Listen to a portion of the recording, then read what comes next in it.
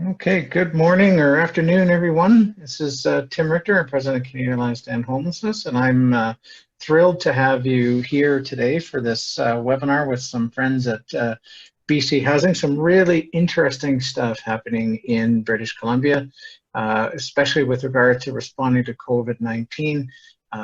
We're thrilled to be joined this morning with some terrific presenters that are going to talk about some critical partnerships on acquiring and converting hotels, as well as responding to encampments in Victoria and Vancouver, an issue that I think all of us in communities across the country are struggling with today.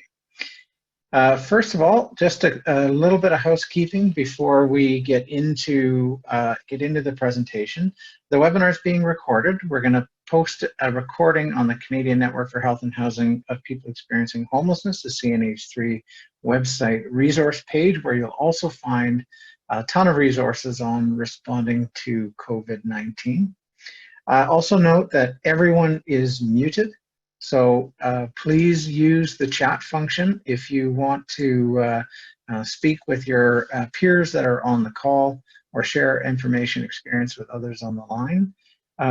Because everybody's muted, we got a large number of people on the call, we're going to have a moderated Q&A session. So our goal is to spend about 40-50 minutes going through a presentation with our friends from BC Housing, and then we will have a Q&A session at the end. I'd ask that if you have a question, please write it into the Q&A panel, and we will answer your questions in our question and answer session. So our agenda today is pretty straightforward. So we're going to have a presentation. We share we'll talk about critical partnerships, acquiring and converting hotels, and highlights from responses to encampments in Vancouver and Victoria. As I mentioned, we'll have a presentation about 50 minutes led by our panelists from BC Housing, and 10 minutes of Q&A. So I am thrilled to introduce our panelists today. We have Stephanie Allen, who is Associate Vice President of Strategic Business Operations and Performance with BC Housing. Malcolm McNaughton, who is Regional Development Director for Vancouver Island and BC Housing. We also have Heidi Hartman, Director of Operations in Vancouver Island region for BC Housing, and Kevin Eaton. Sorry, I accused you of being with BC Housing. I guess that's not true. You're with Lumen Native Housing Society. So welcome, welcome all. And with that, I will turn it over to our presenters. Go for it, guys.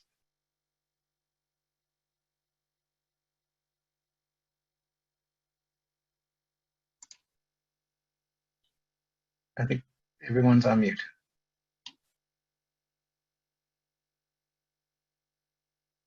The typical unmute problem that we all I can hear you, but very, very quietly, Malcolm.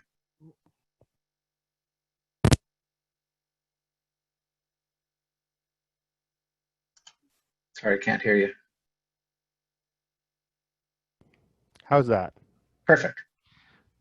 Pardon my glitches. Good morning, everyone. That's not bad, under 30 seconds.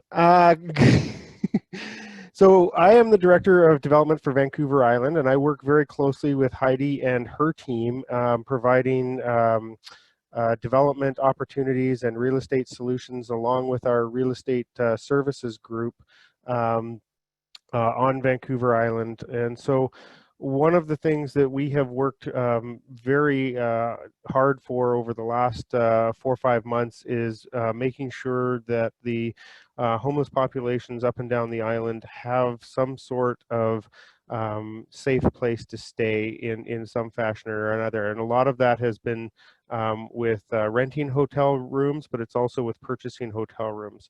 And so, yeah, the one thing I want to say just as we're starting here, I mean, one of the reasons that we are able to do this is that we have a fairly robust organization. BC Housing is over 900 people now, I think. We are well funded by our provincial government. We have a strong board of commissioners. We have a strong executive, and they are willing to take risks. They are willing to move quickly to be able to meet the challenges that we have in a real-time daily basis. I mean, during the COVID crisis, our executive was meeting daily, and so it gave us an opportunity as working in the field in very dynamic situations to get responses, get answers, and have the ability for decisions to be made to move forward very quickly. So I think just having that framework really allows us to be as effective as we are. So if we could go to the first slide. Just so we're clear, I'm not very good at following slides, and I don't like reading off of them, so I'm going to let you read them, but just kind of speak to who we are as an organization. And as an organization, we basically create and manage either directly or through nonprofit partnerships such as Luminative Housing, housing for folks that is everything from a group home with some of our ministry partners, or all the way from supportive housing to just regular affordable housing in the marketplace, helping to finance market rental apartments that have some level of affordability. So we really cover a wide spectrum of the housing spectrum for those of you that are familiar with the housing spectrum. So next slide, please. So our response on for COVID on homelessness was really around following health orders that were directed by Bonnie Henry and the various local health authorities in terms of meeting the response and making sure that, again, folks had a place to stay. Really, that was around acquiring assets and facilities that would allow folks to have sanitation, first of all, and then also to be able to self-isolate. And so we've done both of those things. One of the things we're not talking about here today, but I'll mention, is that we've also deployed custom-made sanitation trailers throughout the province. We've got about 15 of them. I think 12 of them have been deployed. I think we've got about 15 of them and another few on the way that really are able to service the folks that are still living outdoors, that have showers, have bathrooms, and have facilities for them to get clean and to have proper sanitation. So that's another kind of thing that we've done off the side of our desk. So if we can keep moving on the slides here. So partnerships, this is a critical piece to how BC Housing operates on a daily basis, but it's even more critical in a crisis situation that we find ourselves in. So being a provincial agency, we have to partner with our local nonprofits that provide housing and services, support services, meals, mental health services, etc., to the folks that we serve. From a health standpoint, obviously, there's in a COVID crisis, we're taking direction from them, but they also provide some support to us as well. And then on the municipal side of things, a lot of it comes down to cooperation around land use and really how we can quickly deploy whether it's sanitation trailers or whether it's use of hotels, etc., or other. We're also working on modular projects for permanent modulars for supportive housing to provide permanent solutions, and that takes municipal partnerships as well. A lot of that also comes back to communications. Our communications team is a big part of working with ourselves and our operation folks to make sure that the messaging that we have is getting out clearly and consistently, and helping organize that messaging across the partnerships so that there aren't kind of mixed messages as to what's actually going on in the field in real time. So if we can keep moving forward, try and keep to my time space. So Decantment Efforts, we've had two major encampments in Victoria, one at Topaz Park and one on Pandora Street. We've still got an existing one in Beacon Hill Park that we're working through. In Vancouver, the one there has been dismantled as well. We've still got some issues with another encampment that has popped up. So it's we've done a lot of great work, as you can see by the numbers here, but there's still a lot of work left to do. And so next slide, please. So you can see the Pandora was an existing tent city that had started pre-COVID. My understanding, and Heidi can correct me, there was about 30 or 40 folks camping in that area prior to COVID. And then as part of a coordinated effort, basically in terms of trying to manage the homeless population in Victoria, basically they opened up more area for folks to camp on Pandora, and then also opened up the Topaz Park area as well.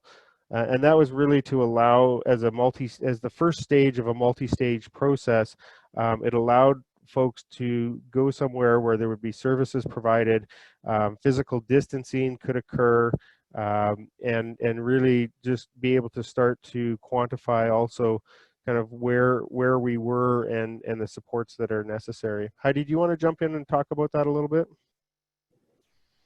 Yes, thank you, Malcolm. And I think what's really important to highlight in Victoria, these Topaz and Pandora were part of the evacuation order that was issued by Minister Farnsworth on April 25th. And just like Malcolm said, that was to ensure that there wasn't the cluster outbreaks and to create opportunities for physical distancing for our vulnerable population. What was unique about Pandora and Topaz is that Pandora is a thoroughfare. It's a main transportation road, and individuals have long congregated in that area because of the drop-in center and the services there. There's also a safe consumption site. So there were upwards of 90 individuals at that site when we did its census taking on April 25th. Topaz, as Malcolm mentioned, is a park, and it was the first strategy on creating opportunities for individuals to have physical distancing. So that was, along with the City of Victoria, the Health Authority, those partners. We got a site operator for that site to be strategic and mindful about physical distancing opportunities and have tents set up accordingly. The Health Authority were an amazing partner in this, and they set up OPS services, and we were ensuring that the various outreach partners were connecting with individuals. We were collecting housing applications and ensuring that food supplies and sanitation opportunities were there. I think the real key part to this is the decampment process is really key.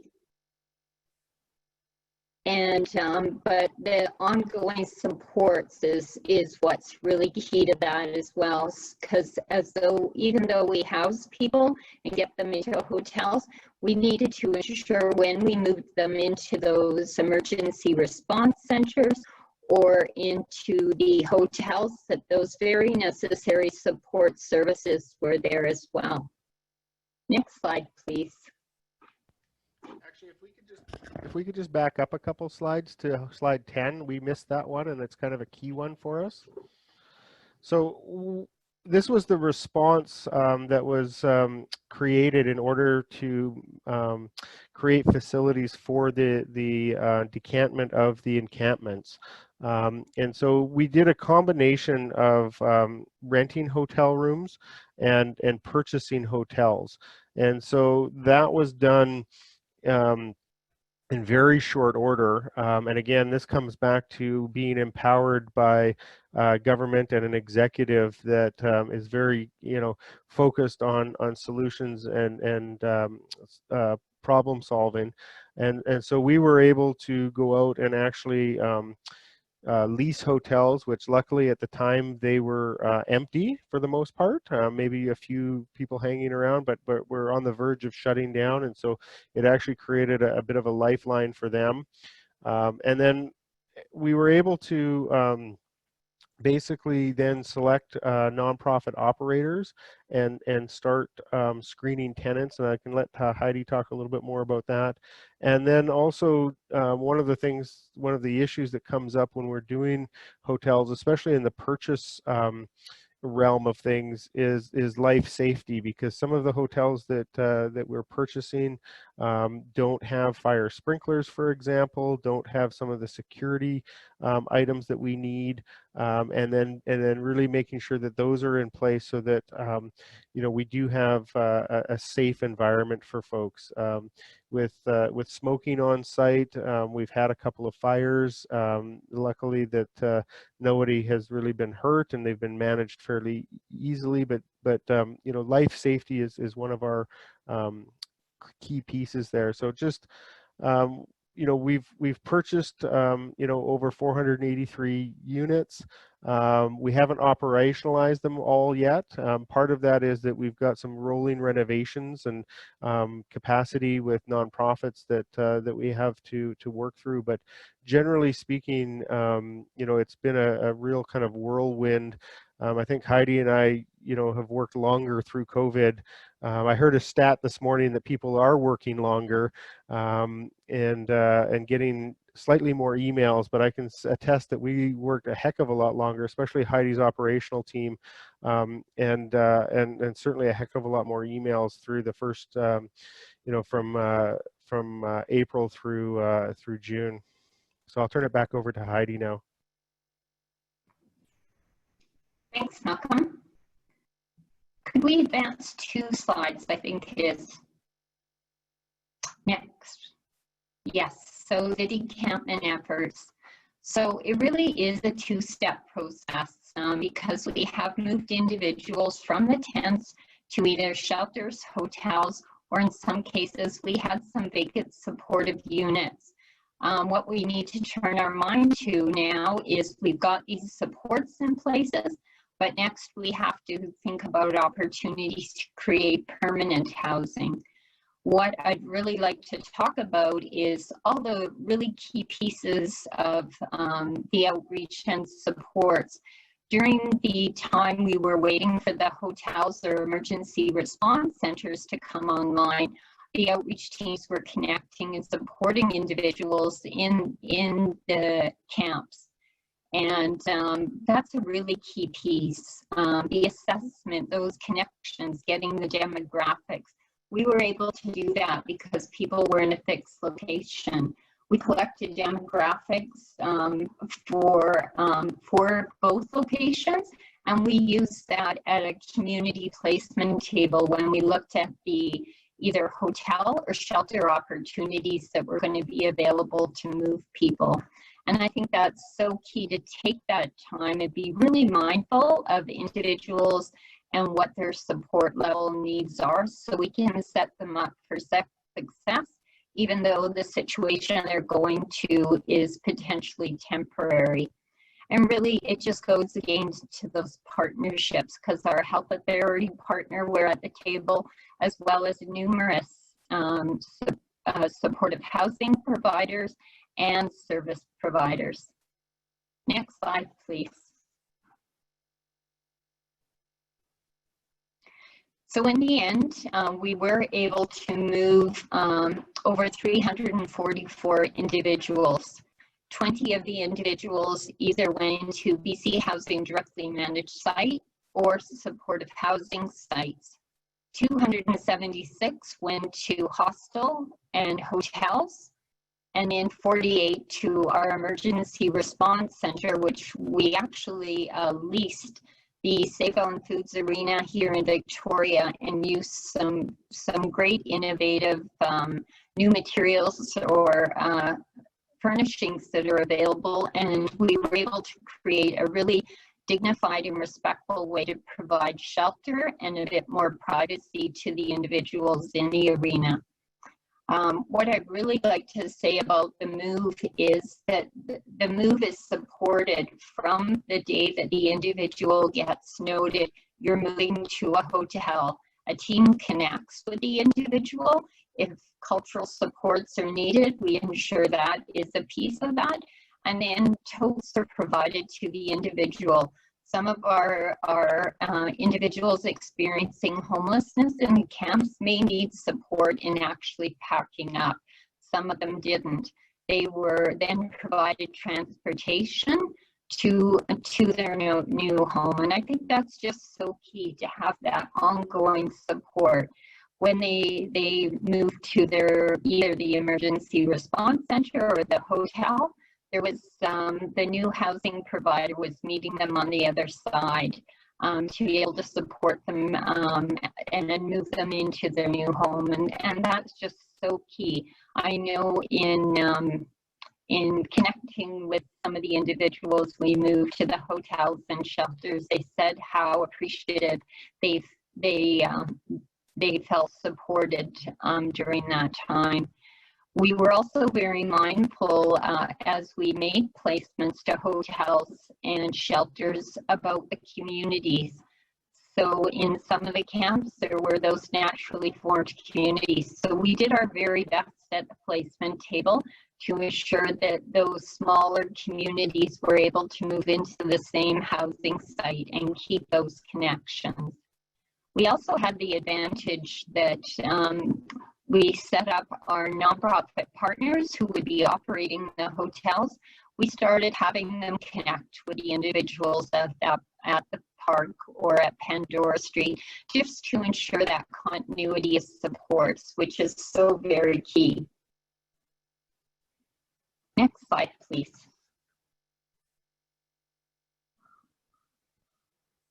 And this slide I would turn over to Stephanie. Thank you. Thanks, Heidi. Hi, everyone. I saw some greetings from Hamilton, my hometown. So hi, Hamilton. So my name is Stephanie Allen, and as Tim said, I'm the Associate Vice President of Strategic Business Operations and Performance for BC Housing.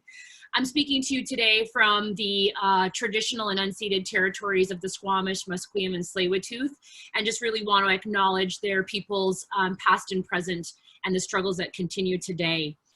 I'm going to talk a little bit about our efforts here in Vancouver on the Oppenheimer Park tent city and the work that went into decamping it.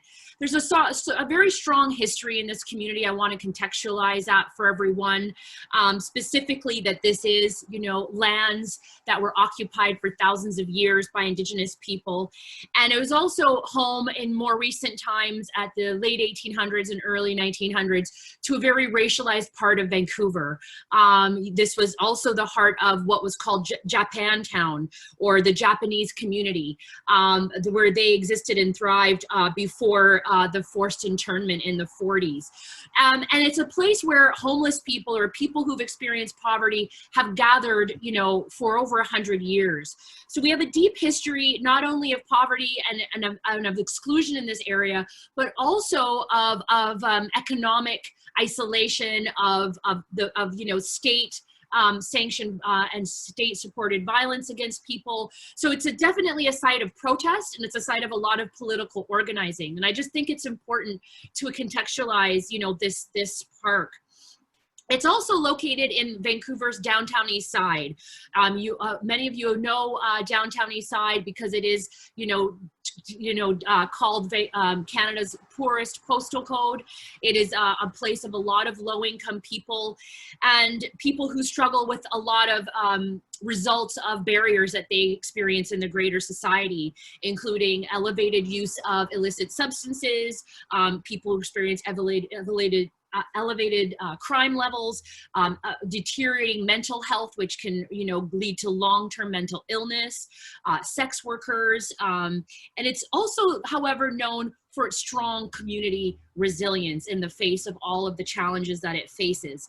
And so, you know, it's been a hub, really, to speak, in this community for a very long time. In recent years, it's also experienced gentrification pressure as, you know, development and commercial real estate to the west starts to kind of encroach and move further east, putting a lot more pressure on a community that is struggling for survival. It's also a community that's criminalized. A lot of people, you know, relying on survival economics, attracts police attention. It's also heavily Indigenous and racialized, so that brings with it a certain degree of police presence. So it's a lot going on in this neighborhood when we start to think about what work we did. You know, BC Housing has, of course, for a very long time been focused on this area and supporting this area over the years. We had a large acquisition of single room occupancy buildings in 2009. We've developed purpose-built supportive housing in the area, and we fund a lot of not-for-profits in this area who provide various degrees of support and outreach to people struggling in the area. So I will go to the next slide, please. So I want to talk a little bit about and focus in on the relationships and what brought us towards the Decantment effort that happened in this community most recently during the pandemic. So like Victoria, my colleagues presented, this camp, or tent city as they often call themselves, has been a site of relocation and decampment over time. The most recent one happened in August 2019, where housing was made available, people were told to leave, and there was some protest action around how that transpired for campers and their advocates. And so in August 2019, advocates and leadership of that camp invited BC Housing to a meeting. It was not our custom to attend these meetings in any kind of sustained way, but we made a conscious decision to attend because, and I was one of the people that attended, because we wanted to hear from the people on the ground what was working and what was not working. I mean, we have obviously a lot of understanding through our partners and through our work, through our front office where people come and register for housing and go on the wait list. But it was important to understand, you know, the context of encampments, the things that people were grappling with there, why they came together there, and why it was such an important advocacy that was going around. And so we did attend those meetings for several months. So what's critical to this is that we had a very strong established relationship by the time May 2020 came around, and you know, we were looking at addressing a public safety order. And that relationship was not easy. That relationship was very tense. We took a lot of very intense feedback, and I would argue that that was an important amount of feedback for us to hear from directly from people impacted by our decisions as government, and to really understand. But through that process, we developed a lot of trust, and that degree of trust went a long way for supporting the kind of work that was we didn't know was ahead. So on March 17th, you know, when the provincial health officer, you know, looked at this public health emergency, you know, our attention immediately, of course, turned to people in, you know, impoverished situations, supportive housing, homeless. We knew that there was going to be a significant amount of work necessary to support people in these circumstances, seniors, people who are disabled in housing. You know, we understood that. So as Malcolm had noted, we had a daily, you know, executive call where we were able to discuss among leadership of the organization our response and really take a proactive steps towards supporting people in situations. I mean, we adopted things we had never done before, like food programs and, you know, supplying PPE. So these were the things that we, you know, we found ourselves in. And then as the public safety order came along, it was really, you know, we were positioned at that time through the collaboration we were already having with the City of Vancouver and with the Health Authority to really collaborate on the next stage of work. Of course, also, as Malcolm mentioned, we were busy looking at acquisitions of hotels for a number of reasons, and then we started to really train our lens on looking at how we might move some homeless people either out of circumstances that they were in shelters that maybe didn't provide enough spacing, or in circumstances where they were sleeping rough. So those leases and that coordination of getting those assets online was extremely critical to this work being successful. And then we struck a bit of a tactical team, which I led for the Oppenheimer decampment, where we were meeting regularly to talk about, you know, how to address this work. We'll go to the next slide, please. And this is really where it's a tough slide to see. I apologize for that. But, you know, this is where we kind of got into some of the real, you know, the nuts and bolts of putting a plan together. So when we got the Emergency Act and told that people had to evacuate the park, where there was a few days, and I'm sure Hattie could attest to this, that we had to really scramble and get an operational plan together. And it was extremely intense work. We wanted to put, you know, all the things that we had learned in the previous consultation with campers and advocates. We wanted to apply it and really demonstrate that we had heard them and that we wanted to address their concerns. So we did our best to draft that plan in a way that reflected the cultural sensitivities, the trauma-informed practices that we know people who are homeless experience, and some of the needs that people have, which were quite significant. So we put that plan together and we went to work. We had a total of 15 days to have everyone decamp. And you know, we had a census. We had a sense of how many people were living there. We weren't conducting regular census, but what we did is we estimated a bit of a buffer so that not only were we going to house people that were in that camp, we knew that there was adjacencies where people were also experiencing homelessness, in the alleyways, in the storefronts, and we wanted to make sure that we were being as inclusive as we can. One of the things that we've heard advocates say is that through these decampments, we tend to house the most visible and not necessarily the most vulnerable. And that is something that we've really taken to heart, and we want to be more considerate of as we move forward. So as this map depicts, you know, we had at least a rough idea, not only of kind of cohorts that were you know, kind of camped in together, which we understood to be an important part of social connection, community, and also safety for people who were either using, you know, unfortunately, this very poison drug supply that we have, so they had peer support and neighbors to look over them, but also a way of sheltering from some other predatory elements that we know exist in this community. So we also identified, of course, through that color coding, you know, people who were LGBTQ2S, people who were Indigenous, people who were racialized, Black and other, and as well as people who might have been younger. We did see some people, not a lot, but that perhaps were quite younger than we were used to seeing in some of the street entrenched homelessness. So this also gave us a good picture about how we would bring cultural supports and trauma-informed supports to the decampment. It was a really important aspect of what we did. And, you know, a lot of credit goes to PHS, Community Services Society, who was a nonprofit that did a lot of the outreach in this park leading up to this work. Again, establishing trusting relationships, working closely with people, understanding barriers, and understanding, you know, some very complex needs.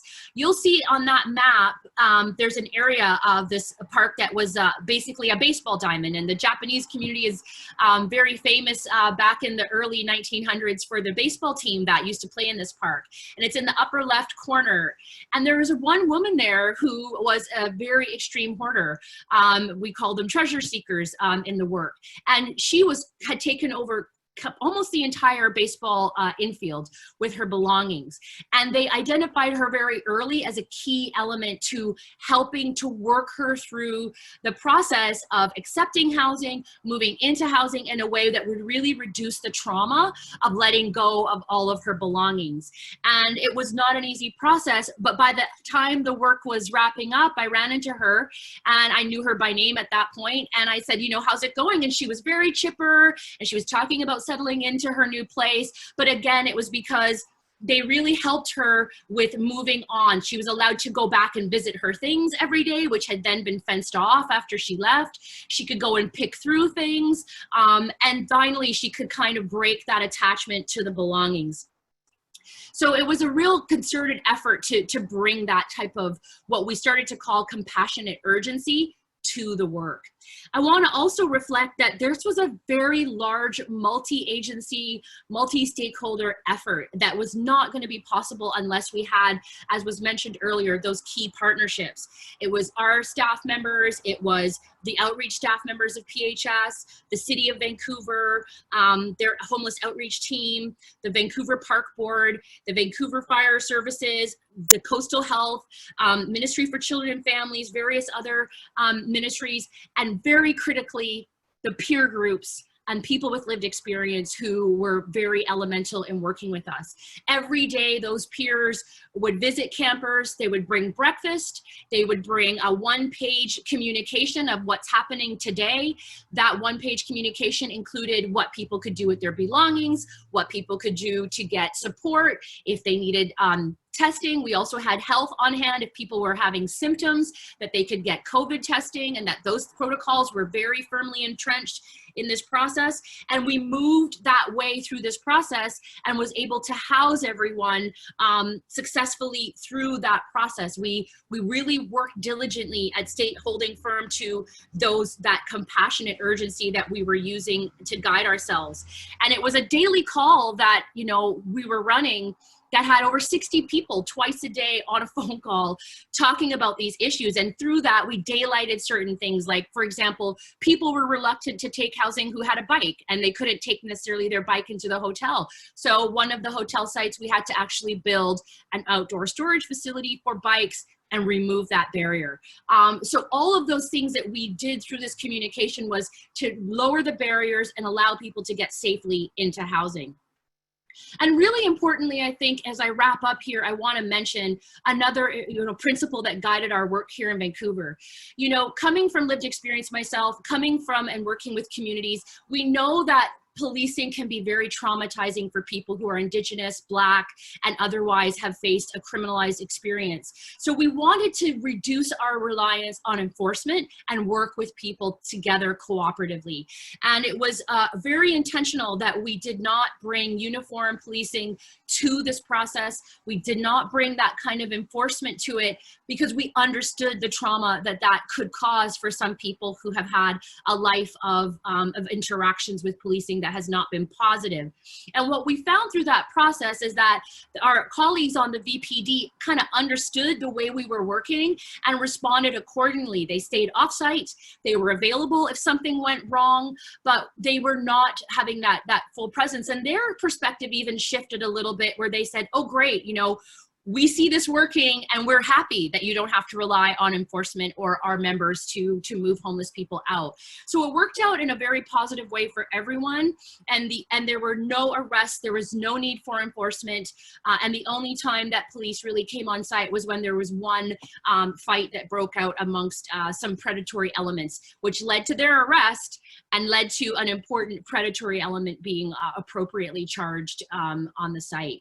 So I'm really thrilled to have shared all of that with you and the work that we've done together with my colleagues, and I'll turn it back over to you, Tim.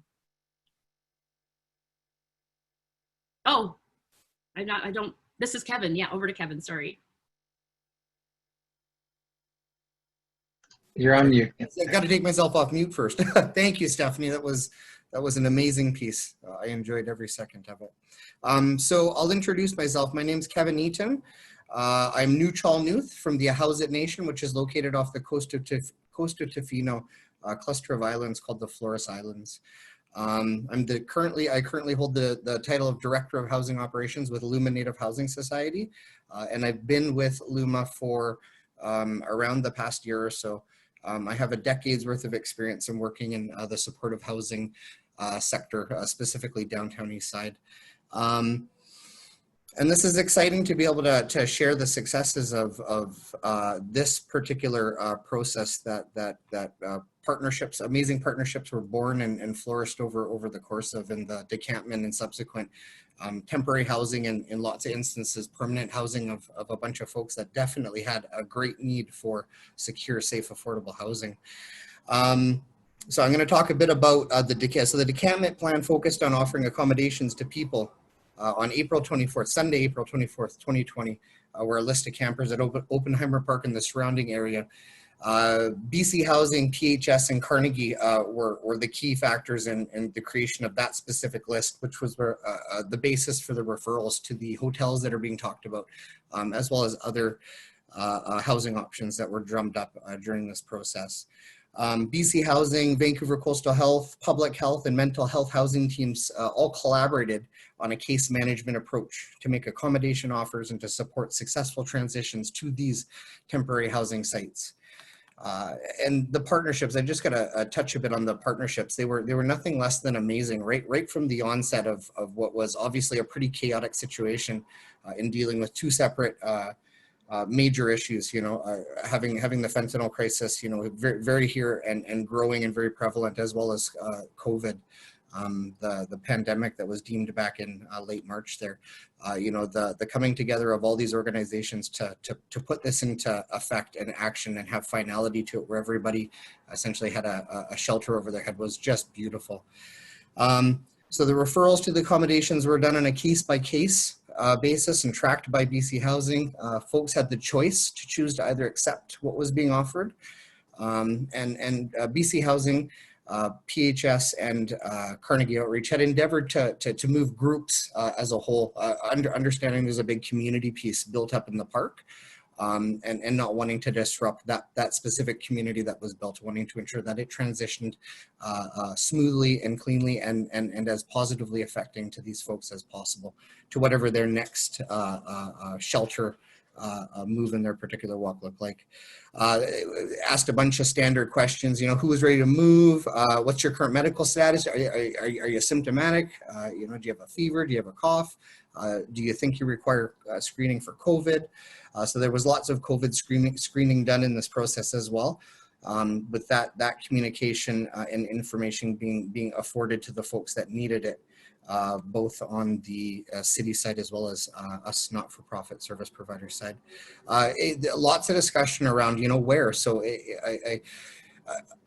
I believe folks were not just offered one option, you know, like their voice was heard in this process, you know, which I think definitely attests to a big chunk of the successfulness. You know, working with people as opposed to trying to dictate what people should be doing is definitely an amazing piece, and that was present throughout this whole process.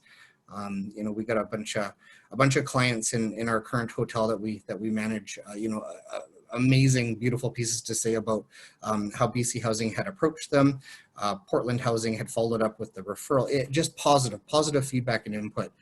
The follow-up, you know, how Vancouver Coastal Health had right out of the gates, right from that first Sunday when we first started accepting referrals, right out of the gates, Vancouver Coastal was present and on site to support the folks that were being intaked from living a park life to living in an indoor, you know, having a solid roof over your head. And my apologies, I'm a bit off today. I've got a bit of a tummy ache. It's throwing me off right now. I didn't sleep well as a result last night.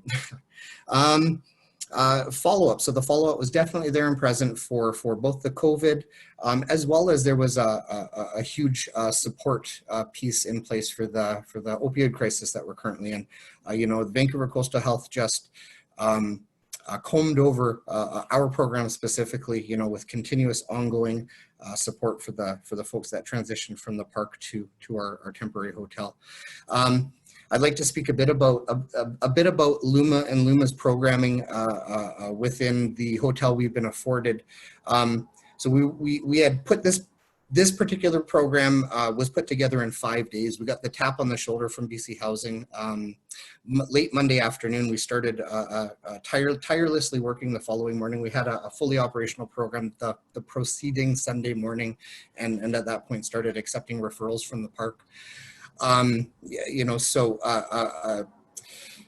included in the programs we had set up was a cultural piece. You know, the importance to our Indigenous folks in maintaining or building a connection to culture is what we've personally found and experienced to be super beneficial. So right out of the gates and included into that first week of open active operations, we had connected up with a virtual talking circle led by Elder Daryl, and that's continued since the onset of this program back in April. It runs twice weekly, and we've got a good loyal following, as well as pop-ins that pop in for the circle and the ensuing discussions led by the elder. It's been nothing but positive. You know, our folks have positively absorbed and accepted that particular piece. On top of the virtual talking circle we've initiated within our program, we've coupled it up with realizing that when you're putting people into rooms and they're told that they're not allowed guests, that, you know, the intended purpose for this is to self-isolate, you're going to have a huge boredom gap to fill. So we stocked up on a bunch of varying art supplies through an organization, Native Northwest. So Indigenous authored adult coloring books, Indigenous authored journals, lead journals, as well as various generic art supplies. So coloring books with pencil crayons in efforts of filling those boredom gaps. And that was very well received as well. We're still currently in the process of coordinating and setting up a virtual drum making circle. It's proving to be a bit more challenging just because there's some smaller pieces that need to be considered in the actual drum making processes. So we're in discussions with our elders right now to hopefully incorporate that particular piece into our programming in the coming weeks. Super excited for the partnerships we've endeavored with BC Housing, Vancouver Coastal Health. You know, super amazingly happy to the outcomes of where our people are at, generally speaking, the opportunities they've been afforded, as well as the potential for long-term permanent housing afterwards. You know, I myself am very, very thankful to be sitting here in this particular chair in the partnerships and all of the amazing work that's been done by all of the organizations involved in this process. That's it for me. So I'm going to pass it over to Stephanie to wrap it up.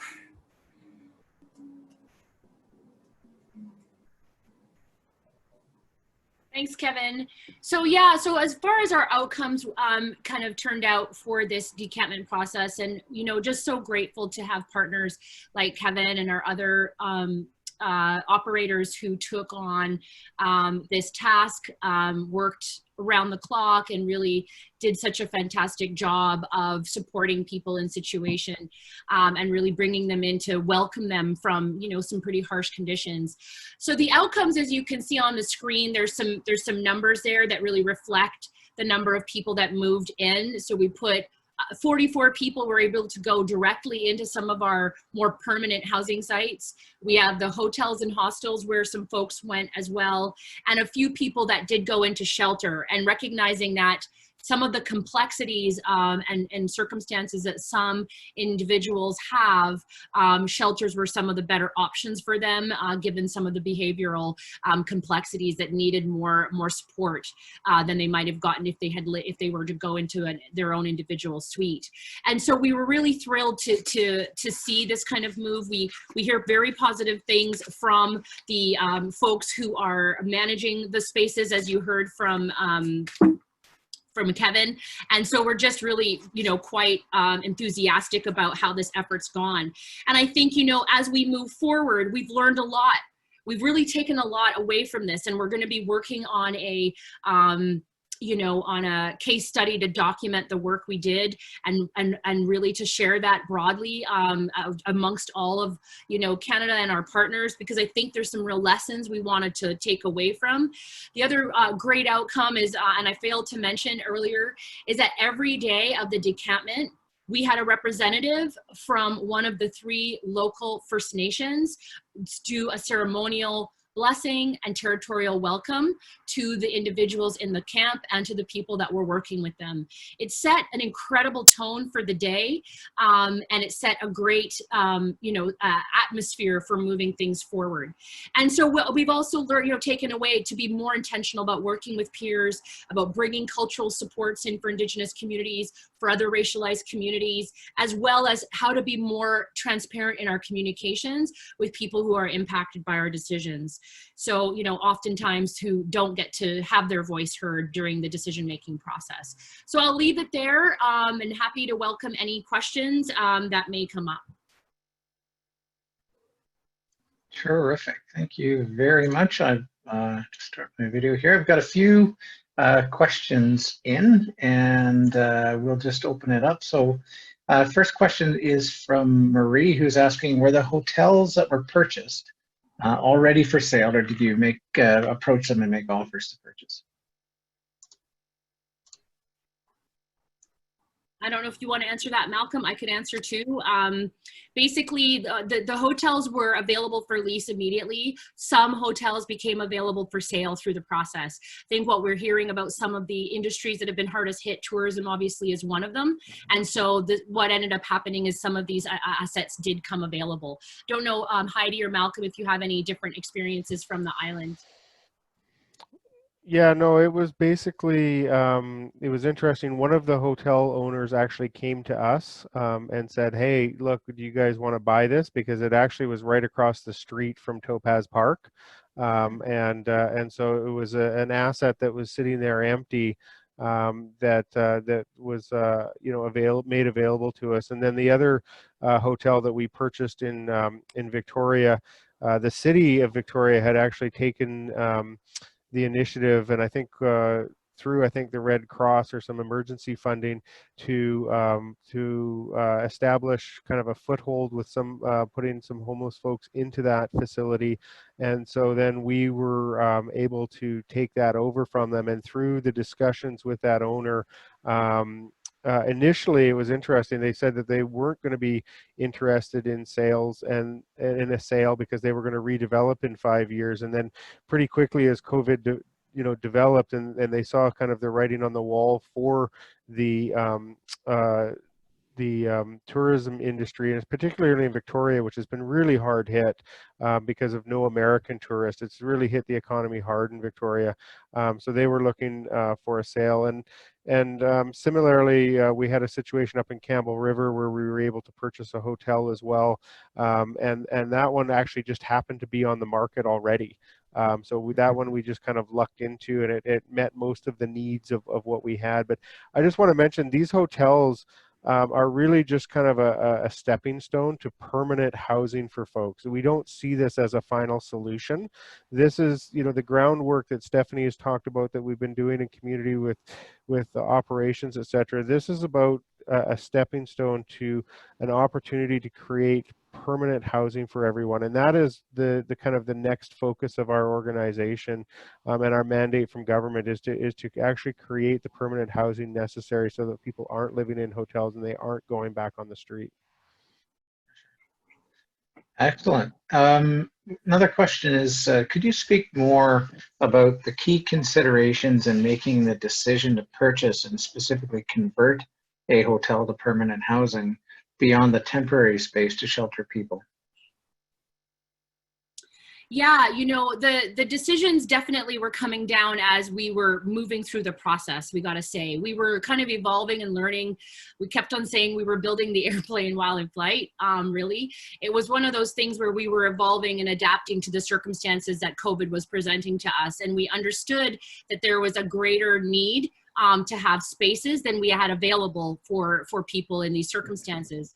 And so as these opportunities arose, we were in constant communication with our ministry around these opportunities and with, the funding components of government about what was possible through this emergency response. So that's kind of how we started moving through the process. And as we have identified, some of these hotel rooms they're a stop along the way for people. They will be permanent housing opportunities that are made available. And some of these sites present really great redevelopment opportunities. So we're mindful also that as these assets are now in the ownership of the provincial government and under BC Housing, we have a long-term vision of what can happen to create some more affordable housing for communities. Did you, in the process, did you look at them as assets that you would eventually convert, or were you just looking at a space that's quickly available? Absolutely considering the long term, like what would be the long term of these assets. Our real estate team, under the direction of our VP of development, Michael Flanagan, they're crack experts at this work. And so that was always a part of the overall assessment was, how does it serve our needs now? What is the long term need? Excellent. Another question here is, Do you have examples of how municipal leaders and the local elected officials can best support the encampment response? So what advice would you have to municipal leaders and elected officials? Maybe Heidi, you want to take that? Thanks, Stephanie. As part of the daily operations team, and I think Stephanie alluded that they had this in Vancouver as well, the city really led that. It was really about partnership and collaboration. It was in Victoria's example, it was the city that put forward their Topaz Park as the first step in creating physical distancing opportunities. So we've said that, you know, we really can't do our work without partners. So their leadership, the support of health authorities, the city is really key in going forward and looking at these strategic opportunities to provide both short-term and long-term housing. Excellent. All right, we've got time for a couple more quick questions. First one here: what were the messages given to people staying in the encampments around the eviction order? And can you share any of the forms or documents used to guide staff conversation on that approach? Yeah, I mean, we can share what we used in Vancouver. Like I said, we're going to document all of this in a case study as well. It was really important to make the messaging to campers directly really accessible, because the public safety order that was posted is not necessarily written in accessible language. It's the legal jargon is tough to unpack. So we wanted to make sure people understood directly from us what was happening. So the information that we shared was that this is a public safety order. You do have time to move. We are supporting you in moving. These are the amenities that were provided. These are the supports that are available. Please contact, you know, one of the outreach workers when you're ready. So we kept on with that message, which was a little bit bigger scope and very specifically targeted to the campers than just the public safety order, which told them to leave. It didn't tell them how to leave or where to go. That was really our work. Excellent. Question from Roger for Malcolm and Heidi is wondering if you could, he's wondering if you could identify the role or action of local government specifically in responding, and then the permanent housing solution.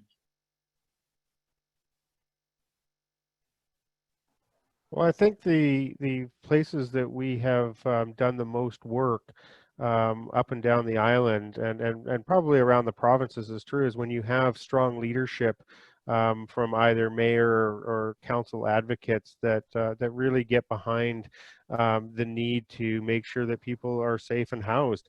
Those are the places where things get done.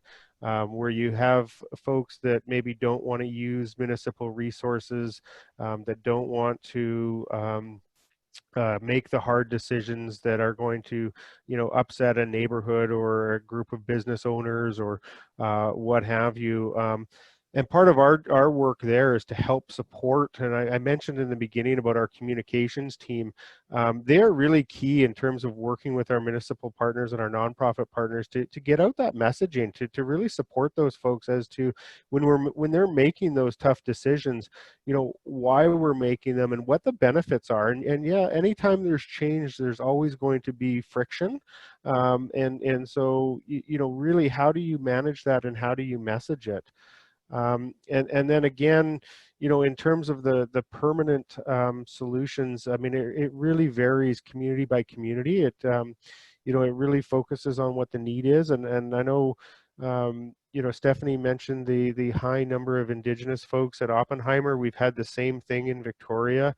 I don't have the exact numbers. I think maybe Heidi can speak to it, but we've got a real focus on providing Indigenous culturally appropriate housing that is really much different than you know, what we've done in the past, both from a design standpoint and then also from how we deliver services. And I think part of what this crisis has done is really helped us us kind of step forward a number of years in our focus on that, that maybe we were making incremental changes previously, and now we've kind of lasered in and really said, okay, we've got to really just look at this much differently, because if we want to make this change, we've got to do it now versus building a whole bunch of new things the same old way and getting the same results again. And so that's really been a focus for both my group in the development of things, but also on the operational side. And I'll let maybe Heidi chime in a bit on that.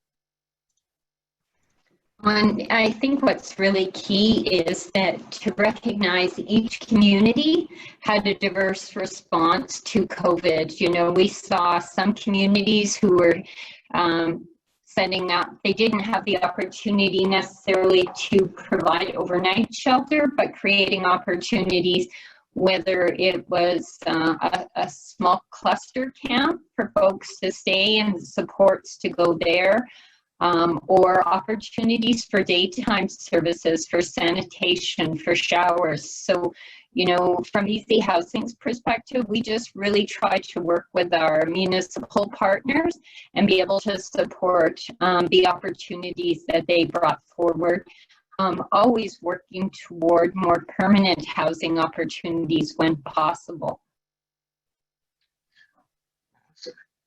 All right, one last question for our panelists, and it's from Hannah, who's asking if you could shed some light on how was the census or enumeration conducted at the sites? Well, in Vancouver, we had two kind of versions of that happening. So the city's homeless outreach team would go tent to tent. Usually they're around 7 a.m. To try and contact people, get their information, and find out their needs. We know that that is one methodology that sometimes is, you know, effective for certain people, but not as much for others. PHS did a different version of census. They didn't collect people's names and information. They have a position that they don't like to do that unless they have housing to offer. But what they did was, through the outreach work that they did and talking to people and connecting people to services, they assessed who was there, and they were able to at least get enough identifying information to kind of report back on things like Indigenous identity, race, disability, 2S, LGBTQ, you know, those kinds of factors that would help us with understanding the needs of the folks in the camp. Terrific. Well, I think with that we'll wrap, and I want to say a big thank you to Stephanie, Malcolm, Kevin, and Heidi, our friends from BC Housing and Luma. So I don't get you in the wrong place there, Kevin. Thank you very much. This was super helpful for everybody on the line. We'll be posting this at the CNH3 website in the next day or so. And if there's any other information, Stephanie and gang, if you want to share, we can also certainly post that on the CNH3 website. Thank you all very much. And with that, we will call it a wrap. You all have a great day. Thanks, Bye. Have a great day. Bye. Thank you. Thank you.